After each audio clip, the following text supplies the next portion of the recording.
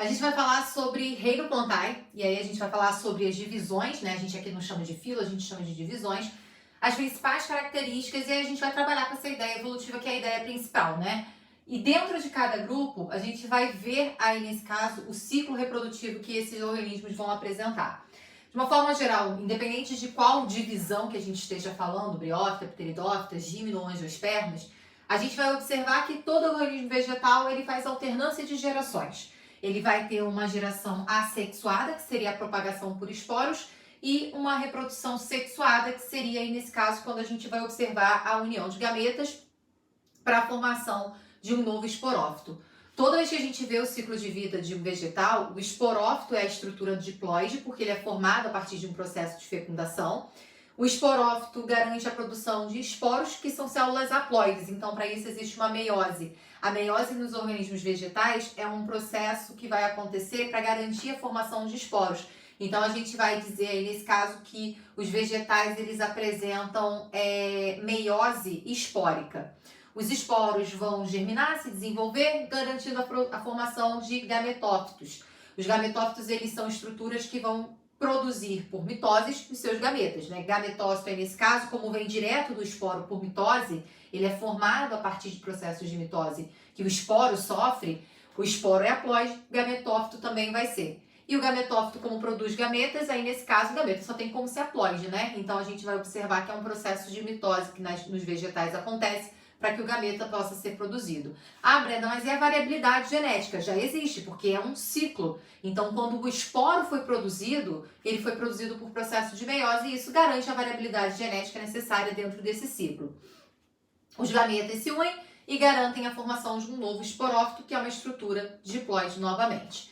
A gente tem aí, nesse caso, uma alternância de gerações, quando a gente pensa na forma que esse vegetal pode se reproduzir ao longo do ciclo.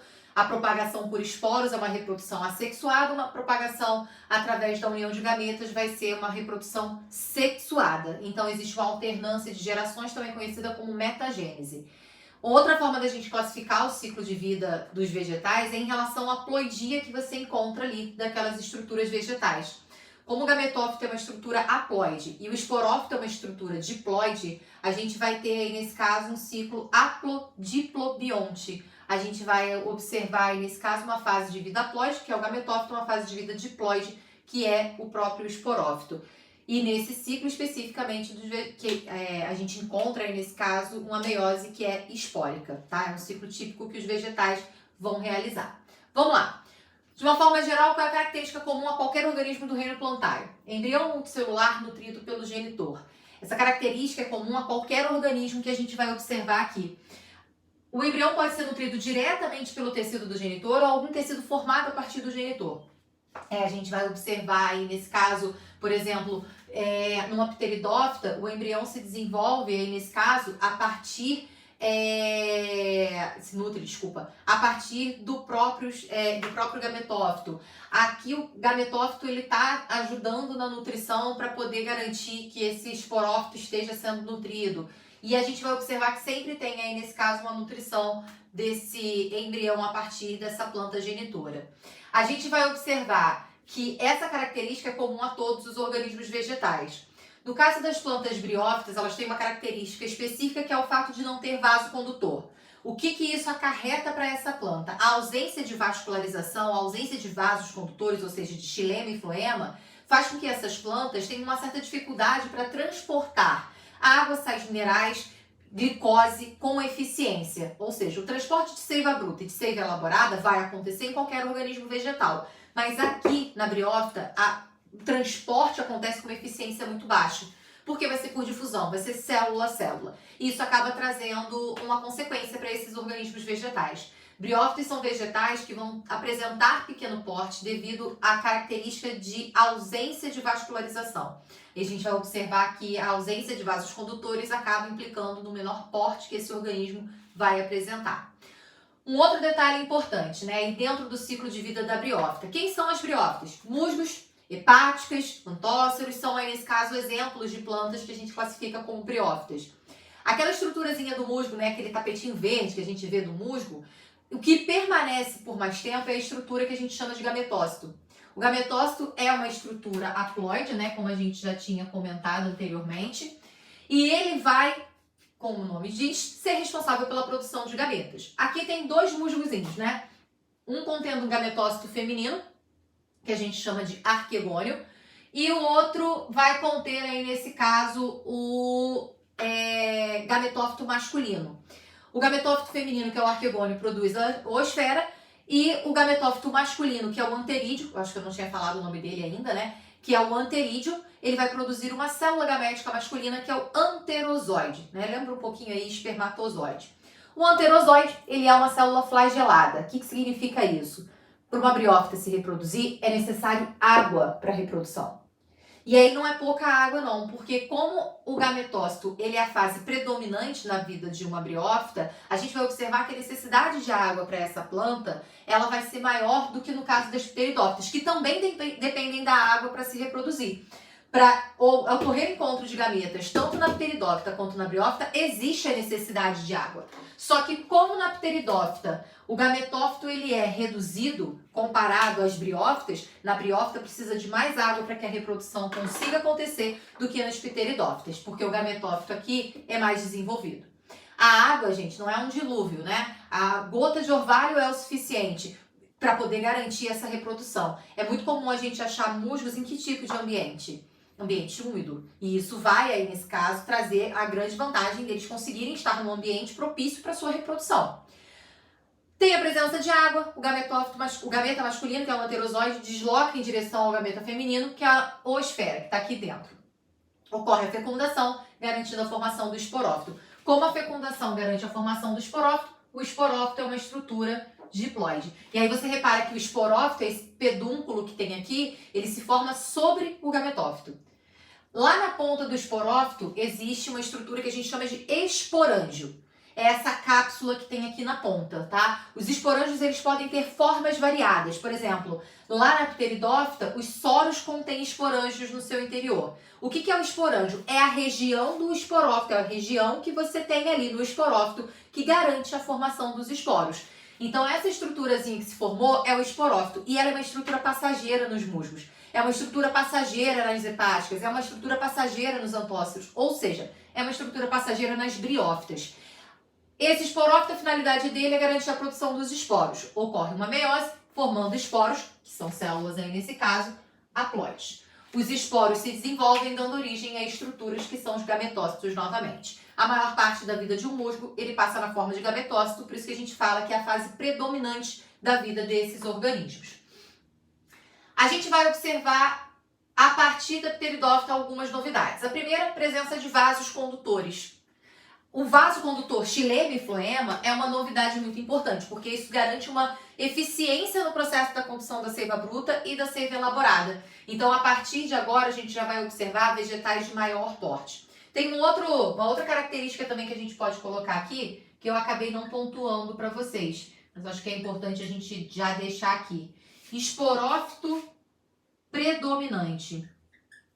Agora a gente vai observar que ninguém mais além dos musgos, né, das briófitas, desculpa, vocês vão ficar colocando o exemplo para vocês, né? Ninguém mais além das briófitas tem gametófito predominante. Agora todo mundo, de pteridófito em diante, o que predomina na vida desses vegetais é o esporófito. Brenda, como assim? A planta que você vê é a fase predominante. A planta, né, a samambaia que você vê é um esporófito. O pinheiro que você vê é um esporófito. A roseira que você vê é um esporófito. Então, aquela fase predominante agora que a gente vai considerar sendo o esporófito a partir das pteridófitas.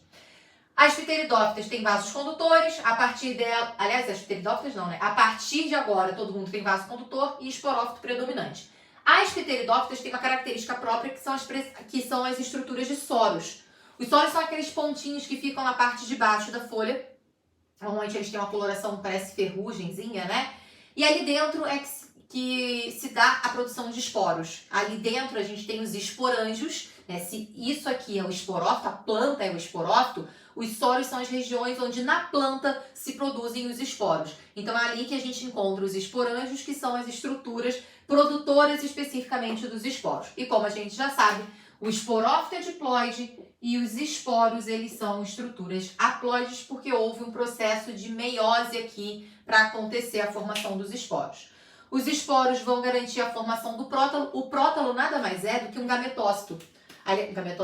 De um gametófito. A gente vai observar que o prótalo é um gametófito um pouquinho diferente, né? Porque aqui não tem masculino e feminino. Ele é uma estrutura hermafrodita. Você tem ali, nesse caso, tanto o gametófito masculino, que é o anterídeo, quanto também o gametófito feminino, que é o arquegônio. Então, ali vão estar sendo produzidos tanto o gameta feminino, que é a oosfera, quanto o gameta masculino, que é o anterozoide. Existe ainda necessidade de água para reprodução, mas como essa estrutura de gametófito ela é pequena, reduzida, a gente vai aí, nesse caso, observar que existe uma menor necessidade da água para que a reprodução aconteça. Comparado à briófita, se necessita menos água. Por isso que aqui, esse tipo de planta, você já consegue encontrar em ambientes, aí, nesse caso, que não são úmidos necessariamente, né? Porque elas conseguem garantir o seu ciclo de vida completo ainda assim.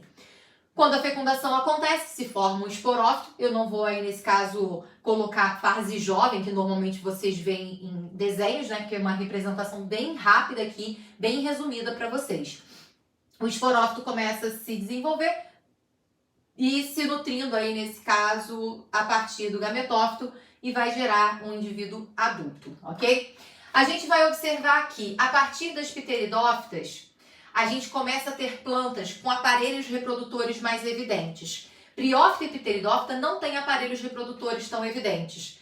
Quando você olha uma briófita, você consegue identificar ali claramente que aquilo é um aparelho reprodutor quando está formado? Não. Quando você olha uma pteridófita, muito menos. Então a gente vai observar que nessas plantas os aparelhos reprodutores eles não são evidentes. Então a gente denomina essas plantas como criptógamas. Cripta, aí nesse caso, da ideia de algo fechado, algo escondido. Criptógamas são as plantas que apresentam aparelhos reprodutores pouco evidentes.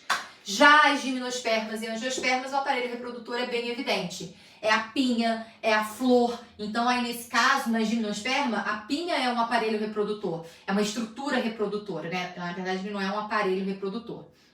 Ela é uma estrutura onde dentro se produzem células que vão garantir o processo de reprodução.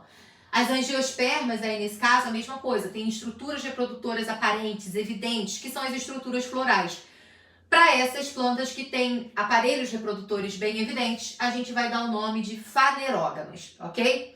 Tem um outro termo que às vezes aparece também para vocês. Traqueófita. O que significa isso? Plantas que apresentam vasos condutores. Pteridófita, gímeno e angiospermas possuem aí, nesse caso, vasos condutores e por isso podem ser denominadas como traqueófitas.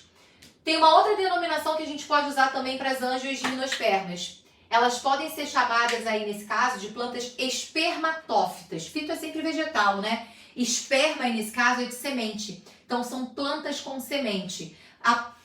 Tanto a gimnosperma quanto a angiosperma, elas apresentam semente. Então, às vezes, pode aparecer lá uma planta espermatófita. Se você sabe que é uma planta espermatófita, você sabe que está falando ou da gímeno ou da angiosperma. Aí, até calma para poder ler alguma outra característica para você saber exatamente de quem que a questão está falando. Vamos começar aí, nesse caso, falando sobre essas características comuns a essas plantas que podem ser classificadas como espermatófitas ou também receber a classificação como sendo de criptógamas, né? A denominação de criptógamas ou espermatófitas. Aí, nesse caso, tanto faz. A gente pode observar, às vezes, os dois juntos sendo colocados, ou um de cada vez sendo colocado, mas são termos para se referir a esse tipo de planta. Presença de semente e tubo polínico. Grão de pólen também, tá? Não coloquei aqui o grão de pólen para não ficar muita coisa junto, mas o grão de pólen é quem garante a produção do tubo polínico. Mas já explico por que da minha ideia de colocar só o tubo polínico. Vamos começar pela semente, tá? A semente contém o que dentro dela? Pensa aí comigo, quando você tem uma semente, no interior da semente você encontra o quê? Um tecido de reserva, que é o endosperma, e você encontra um embrião ali dentro que vai se desenvolver. Tanto que se essa semente for plantada, ela germina e dá origem a um novo indivíduo. Então significa que ali dentro da semente existe um embrião. A semente, ela pode ser nua, que é o caso das gimnospermas, né? Gímeno é nua, esperma semente. Ou ela pode estar no interior de uma estrutura que é o fruto, que aí é o caso das angiospermas. Brenda, o fruto ajuda no processo de reprodução. A fecundação não depende do fruto. Por quê? Fecundar é formar um embrião. O embrião já foi formado. O embrião está dentro da semente. O fruto vai ajudar a dispersar esse embrião, a espalhar essa semente, levando o embrião a diferentes locais. Isso ajuda aí, nesse caso, a colonizar melhor o ambiente, a reduzir aí, nesse caso, a competição entre indivíduos de mesma espécie, por exemplo. É ótimo, né? Ter um fruto que vai ser disputado por animais para ser consumido e, ao mesmo tempo, você tem aí, nesse caso, essa grande vantagem que, ao consumir o fruto, os animais acabam levando as sementes para outros locais, ajudando no processo de dispersão. Brenda, então quem não tem fruto é mais difícil a dispersão acontecer? Quem não tem frutos atrativos pode ter outros mecanismos para dispersar as suas sementes. Toda angiosperma tem frutos atrativos? Não. O algodão é um fruto e não é atrativo. Que animal que vai lá comer algodão para ir embora com aquele algodão? Gente, não vai ter. Mas aí o algodão é leve, ele vai ser levado pelo vento. Então a semente vai ser levada junto com aquele algodão. Tem fruto que quando amadurece, ele está em formato de vagem, é o feijão. Quando amadurece, a vagem abre, as sementes conseguem ser lançadas. Então, não necessariamente todo fruto é sempre atrativo, tá? Mas quando atrativo, facilita demais a dispersão dessas sementes. A gente vai observar que tem várias formas da semente ser dispersada com uma certa eficiência. No caso das sementes das gimnospermas, elas são sementes que são bem menos atrativas, porque elas são sementes nuas, ou seja, o animal quando ele vai atrás da semente. Então não é qualquer animal que consegue roer a casca de uma semente, porque a casca de semente é sempre dura. E aí a gente vai observar que geralmente são roedores, aves que tenham aí, nesse caso, aquele bico tipo de papagaio, né? Que é um bico bem forte, vai conseguir aí, nesse caso, romper esse tegumento, essa casca que a semente apresenta. E isso vai aí, nesse caso, ser uma característica típica das gimnospermas. A dispersão de uma gimnosperma é muito mais difícil, porque são poucos os animais que conseguem comer a semente. Normalmente, o que os animais comem? O fruto, que é mais macio. Só a semente passa a ser mais difícil a dispersão, mas tem aí sua certa eficiência, até porque a gente está falando de uma planta que até hoje existe, tá? A gente não pode achar que porque tem semente nua, tem menor número de dispersores, a gente vai observar que, então é péssima essa ideia. Não, tá ótimo. Tá, até hoje a gente vê aí um monte de pinheira, araucária, tudo sobrevivendo, e aí nesse caso todas essas plantas, elas são gimnospermas. A gente só tá fazendo essa comparação que tem uma certa vantagem em apresentar esse fruto para facilitar o processo de dispersão. Qual é a finalidade das estruturas reprodutoras, né? O estróbilo, a flor, é produzir o grão de pólen, por exemplo. É produzir a estrutura do gameta feminino, que é a oosfera. Então, ali dentro, a gente vai observar a formação desses gametas feminino e estruturas que são gametófitos masculinos, que são os grãos de pólen. E aí a gente vai observar o seguinte: o estróbilo é uma estrutura que é a pinha é um estróbilo, tá? É um exemplo, é porque nem todo estróbilo é a pinha necessariamente, né? Mas a pinha é um ótimo exemplo porque todo mundo já viu alguma vez na vida, aquele enfeitezinho de Natal que é utilizado. Ele é marrom, então não tem uma cor atrativa, ele não tem odor, ele não tem produção de néctar, que é uma substância adocicada, muito atrativa para animais. Então significa que, se não tem nenhum atrativo, quem é que leva o grão de pólen dessa planta? O vento. A polinização aqui nas gimnospermas é feita pelo vento. E isso traz um certo problema. O vento não é específico para polinização, porque ele não vai direcionar esse grão de pólen a uma outra planta. Ele bate, leva o grão de pólen. Para ajudar, né, nessa polinização, porque quando a gente fala de levar o grão de pólen, é polinização. Quando a gente fala em levar a semente, que a gente usa o termo dispersão. Para levar o grão de pólen aqui com um pouco mais de facilidade, o grão de pólen é alado. Ele tem uma estruturazinha que parece uma asa ao seu redor, que quando o vento bate, aquilo ajuda a levar o grão de pólen para mais longe, né? Fica como se fosse ali um anteparozinho, acaba gerando um certo atrito com o vento e ele consegue ser levado para uma distância um pouco maior. Qual o grande problema? A chance de perder grão de pólen nesse processo de polinização de uma gimnosperma é imenso. O que uma gimnosperma faz para compensar possíveis perdas? Produz uma quantidade muito grande de grãos de pólen. Toda planta polinizada pelo vento tem como característica produzir uma grande quantidade de grãos de pólen para compensar possíveis perdas que possam existir no meio do caminho. As angiospermas, a gente já começa a ver uma estrutura que é a flor. A flor é atrativa, ela tem uma cor atrativa para insetos, ela tem uma cor atrativa que vai atrair aves, ela tem um cheiro muito forte que pode atrair diferentes insetos, que pode atrair morcegos, que podem também atuar como polinizadores. Essas plantas, elas apresentam aí nesse caso como atrativo não só a cor, o odor, como também apresentam néctar. E aí isso é um grande atrativo para esses animais, porque o néctar acaba sendo alimento para eles, né? Eles são animais que a gente chama de nectívoros, que se alimentam de néctar. Quando eles vão até essa flor para poder consumir o néctar, eles acabam carregando o grão de pólen preso ao seu corpo.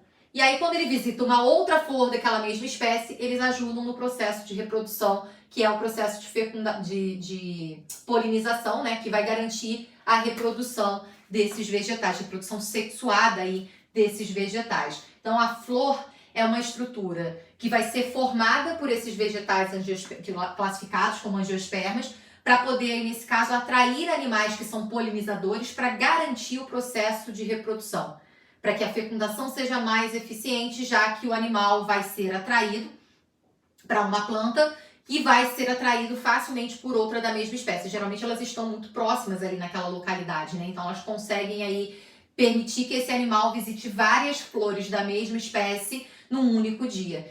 E aí, como a gente está falando de um animal fazendo esse processo, por exemplo, uma abelha, ela visita flores com características muito semelhantes. Ah, Brenda, mas pode ser que ela visite flores de espécies diferentes? Até pode. Mas o que acontece é que as plantas, elas vão florescer, quando são da mesma espécie, né? Elas florescem no mesmo período. E aí, isso dá a chance da abelha visitar várias flores, né, de plantas que são da mesma espécie e garantir aí que o processo de reprodução sexuada aconteça. Vamos começar aí pela gimnosperma. A planta adulta é o próprio esporófito, né, estrutura diploide. A planta adulta produz os estróbilos, que são aquelas estruturas que eu dei o exemplo, que são as pinhas.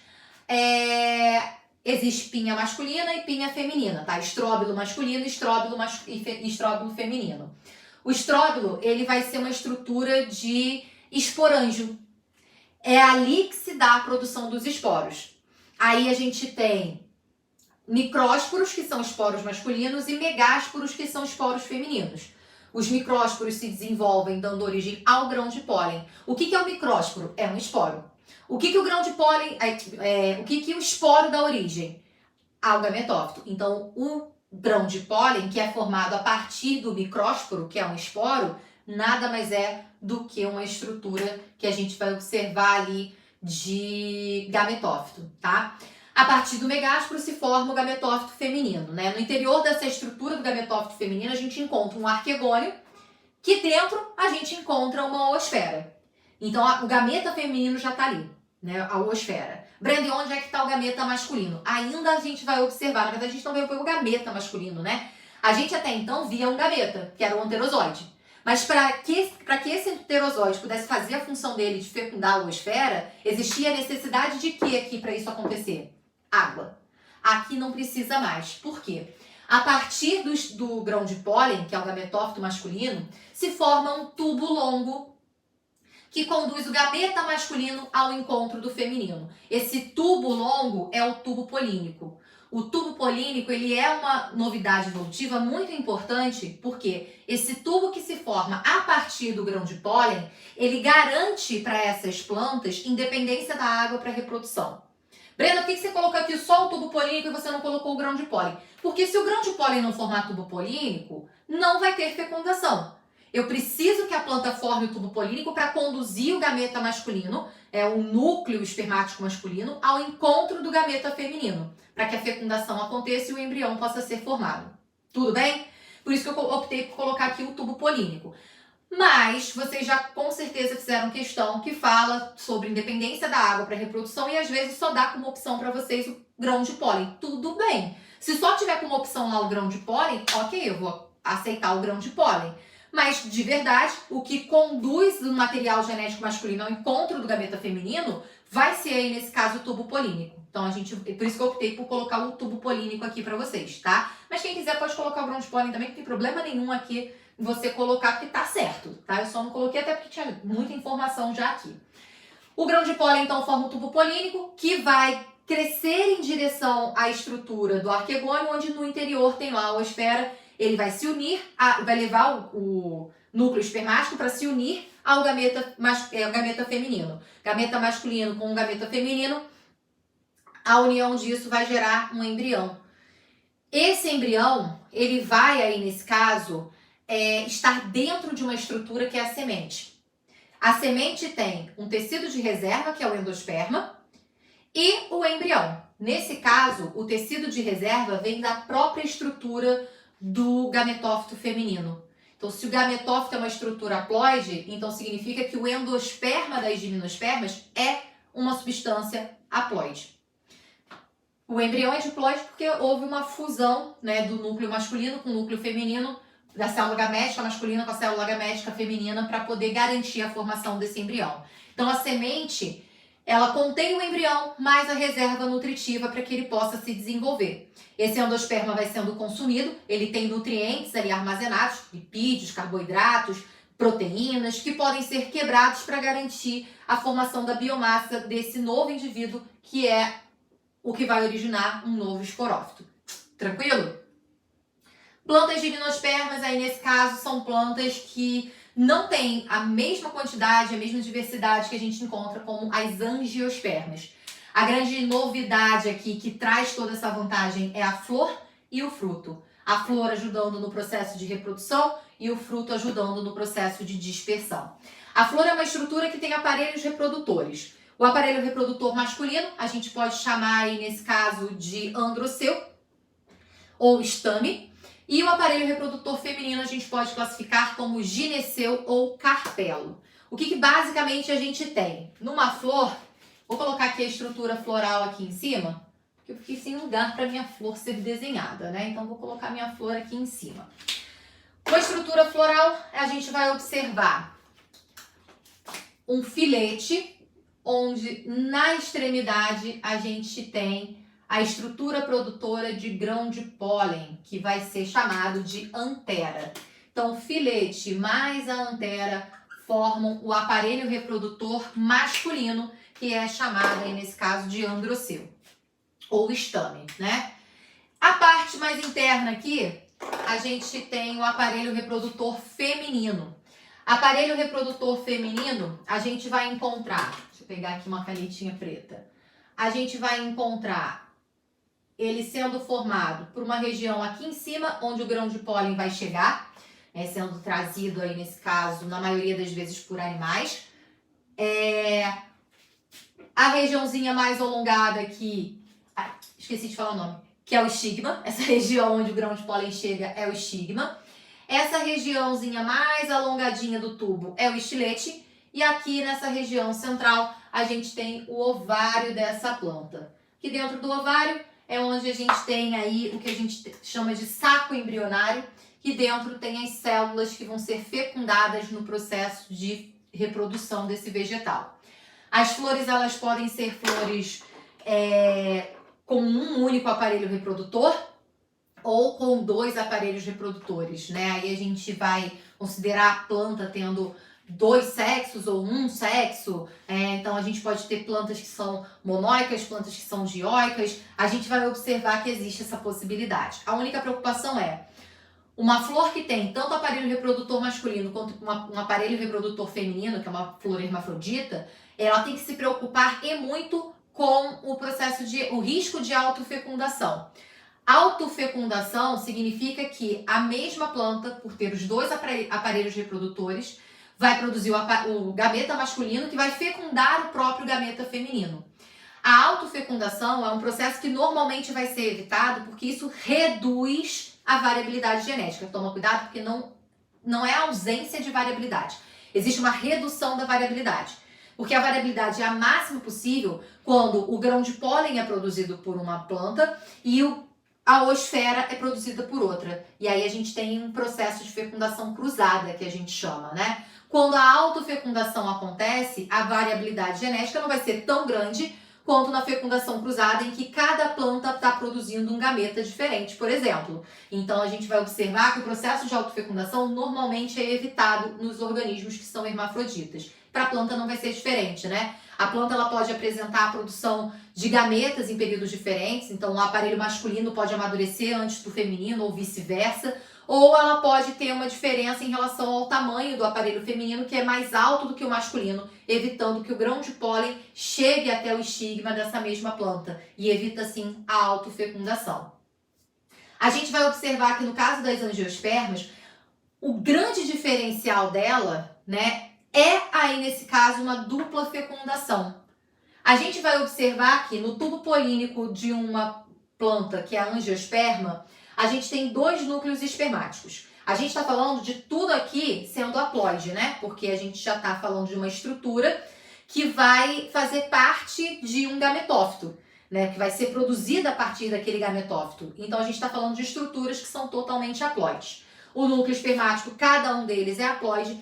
E dentro do saco embrionário, a gente vai encontrar, nesse caso, 2 célulazinhas que são chamadas de núcleos polares e uma outra que é a oosfera. A gente já sabe que a oosfera é o que vai originar o embrião. E os núcleos polares, o que eles originam? Então vamos lá. São 2 núcleos espermáticos, certo?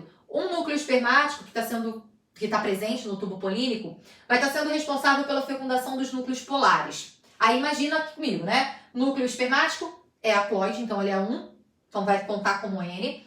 E cada núcleo polar também é haploide. Então, a partir da fecundação dos núcleos polares, se forma uma estrutura triploide, que é o endosperma. O endosperma triploide tem maior concentração de nutrientes. Isso é uma vantagem para essas plantas, né? E o outro núcleo espermático vai, aí, nesse caso, se unir à oosfera, formando uma estrutura diploide, que é o próprio embrião.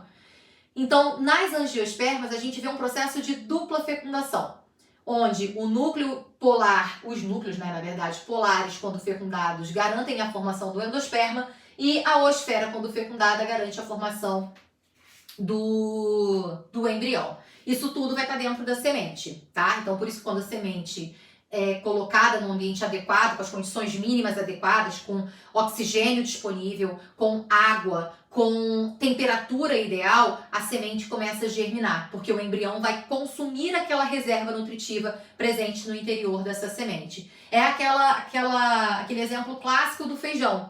Por que o feijão não germina dentro da sacola? Porque não tem água. Pode até ter a condição mínima de oxigenação, pode ter a condição mínima de temperatura. Se você tirar esse feijão, colocar ele num local seco, ele continua sem germinar.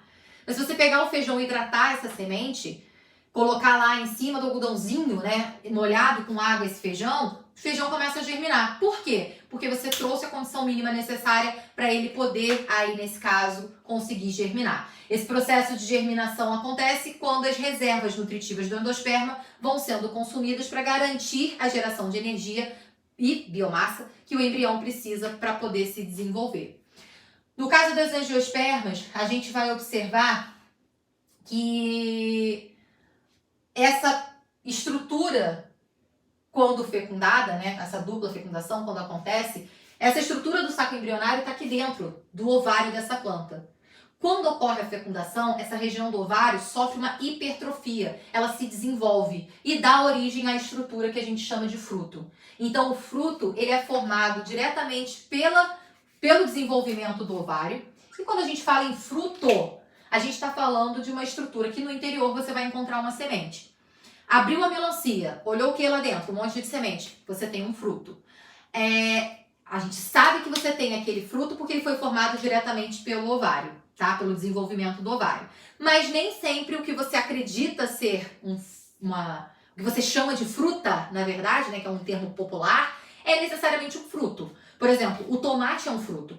Botanicamente falando, biologicamente falando, ele é um fruto, porque ele é formado a partir do desenvolvimento do ovário. É a casca do tomate, é o que a gente chama de epicarpo. O que a gente tem ali, a polpa do tomate, é o mesocarpo, né? Aquela partezinha que a gente consome do tomate. E aquela parte mais gosmentinha que fica em volta das sementes é o endocarpo. Aí essas 3 camadas, né, endocarpo, mesocarpo e epicarpo, formam o que a gente chama de pericarpo, que são as camadas que vão garantir a formação de um fruto. A gente vai observar aí nesse caso que Nem tudo que a gente acredita ser uma fruta é necessariamente um fruto. Por exemplo, o caju, ele não é formado, a parte comestível dele, né, a polpa do caju, não é formado a partir do desenvolvimento do ovário. A gente tem, na base de uma flor, a gente tem um conjunto de sépalas, né, formando o que a gente chama de cálice. E aqui na base a gente tem um receptáculo floral. Essa regiãozinha da base é chamada de receptáculo floral. No caju é isso que se desenvolve, dando origem ao que a gente chama de falso fruto, porque ele não foi formado diretamente do ovário. Então aquela parte comestível do caju é um pseudofruto. O fruto do caju, na verdade, é aquela estruturazinha da castanha. A castanha é o fruto do caju. Ali dentro você tem a semente, tá? Outro exemplo de pseudofruto, a maçã é um pseudofruto. A parte comestível da maçã não é formada a partir do ovário, é formada a partir do receptáculo. A gente tem morango também, né? O morango você tem aqueles sacos embrionáriozinhos ali na parte de fora dele, aqueles montinhos pretinhos. Então ali você tem, na verdade, a parte da polpa do morango é um pseudofruto que você está consumindo. E tem um outro termo que a gente chama de fruto partenocárpico. O que é um fruto? É uma estrutura formada a partir do processo de fecundação. Então, quando eu falo em fruto, subentende-se que se eu abrir no interior eu tenho semente. E a gente tem aí, nesse caso, a estrutura do fruto sendo formada a partir do desenvolvimento do ovário. Se não for o ovário responsável pela formação do fruto, a gente vai chamar essa estrutura de pseudofruto. É um fruto falso, tá? Ele dá a impressão de ser um fruto, tem todas as características ali muito parecidas, mas não é formado pelo ovário diretamente. E quando a gente tem aí, nesse caso, um fruto que é sem semente, significa que, se ele usa a denominação fruto, é porque é o ovário quem está se desenvolvendo. Mas sem semente, então a gente chama de fruto partenocárpico. Então você tem aí, nesse caso, um fruto sem semente. Frutos partenocárpicos, por exemplo, uva sem caroço, é um fruto partenocárpico. A gente vai aí, nesse caso, ao abrir esse fruto, você não tem sementes ali no interior. Frutos partenocárpicos, então, são frutos sem semente. A banana, aqueles pontinhos pretos da banana são sacos embrionários atrofiados, não são aí, nesse caso, sementes, tá? Então você tem aí, nesse caso, exemplos de frutos que são partenocárpicos. O ovário sofre hipertrofia, mas a gente não tem um envolvimento de um processo reprodutivo, de uma fecundação acontecendo. O processo de hipertrofia do ovário é hormonal. Você tem hormônios que são produzidos pela planta para garantir a hipertrofia do ovário. A auxina vai participar da hipertrofia do ovário, né? A gente pode ter também a giberelina participando da hipertrofia do ovário. Então, a auxina e giberelina podem promover a hipertrofia do ovário, mesmo sem o processo de fecundação acontecendo. Para a gente poder fechar a parte das angiospermas, a gente tem as plantas classificadas como monodicotiledôneas, né? Então, o reino plantae, as divisões ou filo, né, são Bryophyta, Pteridophyta, Gymnea e angiospermas. E aí a gente tem classes de angiospermas. Essas são as únicas em que a gente se preocupa em saber quem são as classes. A gente vai classificar as angiospermas, né, dividir em duas classes, a das monocotiledôneas e das dicotiledôneas. As monocotiledôneas é porque apresentam um único cotilédone, enquanto nas dicotiledôneas a gente vai encontrar dois cotilédones. A gente vai observar também que tem determinadas características na mono que a gente não encontra na dicotiledônea e vice-versa. Vamos começar pelo seguinte: as monocotiledôneas são plantas que vão apresentar 3 pétalas ou múltiplos de 3. São plantas com nervuras paralelas, elas são longilíneas e paralelas umas às outras, tipo a folha de um capim, de uma grama, né? Onde as nervuras elas são paralelinérvias, que a gente chama.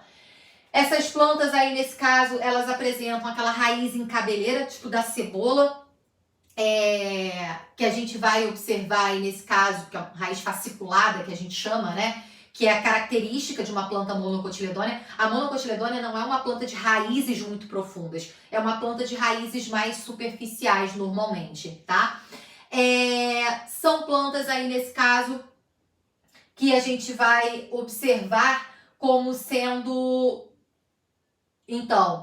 apresentando um cotilédone, nervuras paralelinérvias, flores trímeras, que são com 3 pétalas ou múltiplos de 3, e vão apresentar, nesse caso, a raiz fasciculada. Uma outra característica também que pode ser utilizada para diferenciar as mônadas dicotiledôneas é a organização do seu feixe vascular, a organização de xilema e floema no interior do seu caule, por exemplo. Quando você pega o caule de uma monocotiledônea e observa um corte histológico dele ao microscópio, você observa que xilema e floema está espalhado por todo esse caule. Não existe uma organização. Ah, eu sei que aqui normalmente se encontra xilema ou aqui se encontra normalmente floema. Não tem essa organização nas monocotiledôneas. Nas dicotiledôneas, o que a gente tem como característica? Flores tetrâmeras ou pentâmeras, né? Que aí nesse caso apresentam 4, 5 pétalas ou múltiplos disso. O número de pétalas, sinceramente, não é uma coisa que aparece com tanta frequência, né? Até porque pode ser uma informação que não vai fazer você chegar a alguma conclusão específica. Por exemplo, pega uma flor que tenha 12 pétalas, você só pela flor não sabe se é mono ou dicotiledônea. Você tem que ter outras características ali para analisar qual a classe que essa planta apresenta. Além de flores pentâmeras ou tetrâmeras, a gente vai observar que essas plantas, elas apresentam nervuras reticulinérveas. O que é isso? A folha, ela tem aí nesse caso uma nervura que parece uma rede, parece uma teia que se espalha por toda a folha. A gente fala que são nervuras reticulinérveas. A gente tem também aí nesse caso como característica raiz pivotante, aquela raiz bem profunda, uma raiz central bem desenvolvida, que é característica das plantas dicotiledôneas. E a gente tem também como característica essas plantas, no caso da raiz pivotante, a gente vê que é uma raiz bem profunda normalmente, né? São raízes mais profundas normalmente. As plantas dicotiledôneas, aí nesse caso, a gente vai observar que apresentam feixe vascular organizado. Quando se faz um corte histológico ali do caule de uma planta dicotiledônea, do caule ou da raiz, tanto faz, né? Estou colocando o caule como exemplo, mas enfim, a raiz também vai ter a mesma organização. Você vai achar xilema sendo o vaso mais interno e floema sendo o vaso mais externo, passando próximo à casca desse vegetal. Então a gente fala que nas dicotiledôneas existe uma organização do feixe vascular.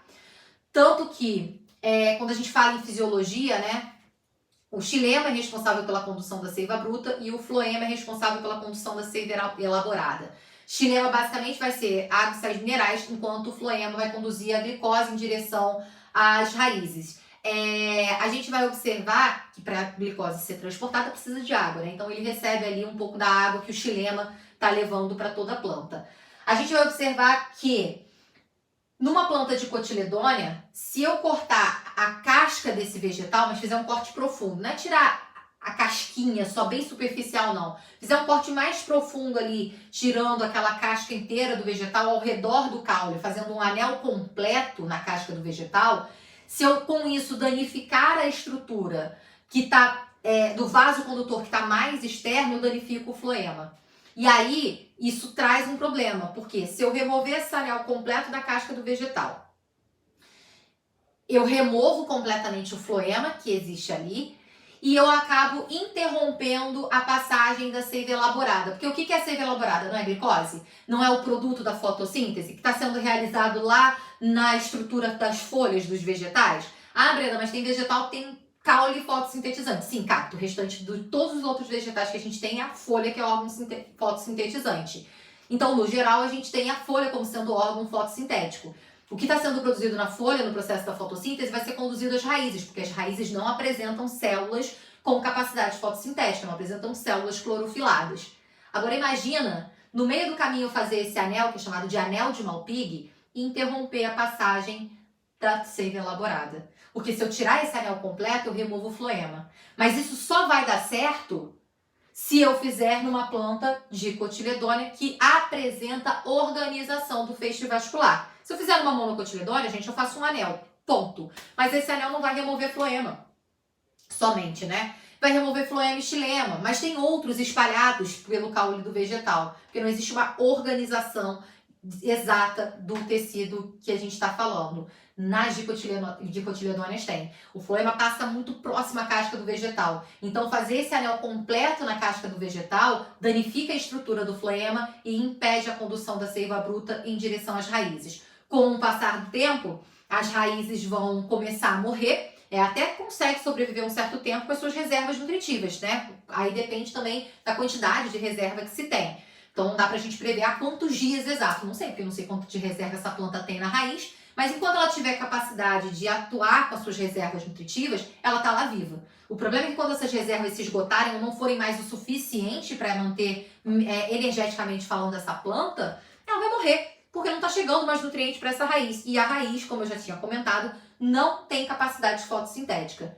A raiz morrendo, a planta deixa de absorver água e sais minerais e aí o vegetal morre por completo, né? A gente vai observar, nesse caso, primeiramente a morte das raízes e, como consequência, a morte da parte aérea dos vegetais também. Leva um certo tempo, mas o vegetal morre totalmente. Isso que a gente está falando é uma técnica chamada anel de Malpighi.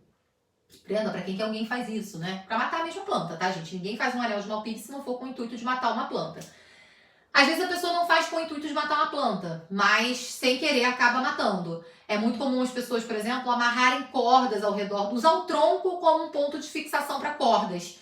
E aí imagina, prender uma rede bem amarrada ali em volta do caule do vegetal e colocar essa corda bem firme ali no caule do vegetal. Todo mundo deitando todo dia naquela rede, o peso das pessoas naquela rede vai causando aí, nesse caso, um impacto na parte próxima à casca desse vegetal e com o tempo também se forma um anel de Malpighi e você pode acabar matando a planta também por estrangulamento, tá bom? Vou sair para vocês pegarem, foi um resumo da parte aí, nesse caso, de taxonomia, né? Fechando essa primeira parte aí de taxonomia, mas tendo todas as principais informações sobre esses 4 grupos taxonômicos que a gente tem dentro do reino Plantae, tá bom? Vou sair para vocês pegarem aí esse resumo para a gente continuar falando das outras informações sobre vegetais, que a gente trabalha com a parte de histologia e de fisiologia.